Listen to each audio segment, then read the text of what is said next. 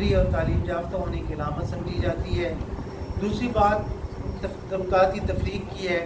اردو نہ ہونے کے سبب عام آدمی سرکاری نظام سے کٹا ہوا ہے، اور تعلیمی ناہمواری بھی ایک وجہ ہے۔ اردو بولنے والا طالب علم مقابلے کے امتحانات میں انگریزدان طبقے سے پیچھے رہ جاتا ہے۔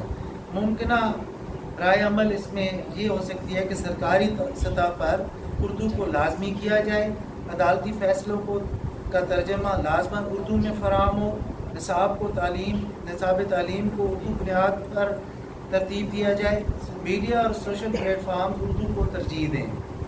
اردو کا نفاذ محض زبان کا مسئلہ نہیں، بلکہ یہ قومی اتحاد، آئینی بالادستی اور جمہوری برابری کا معاملہ ہے۔ تاریخ، آئین اور عدالت کی زبان ایک ہی ہے۔ اردو کو قومی سطح پر نافذ کیا جائے۔ اگر ہم اب بھی عمل درآمد میں ناکام رہے تو نہ صرف ایک آئینی وعدہ پامال ہوگا، بلکہ ہماری تہذیبی اساس بھی دھندلا جائے گی۔ بہت شکریہ۔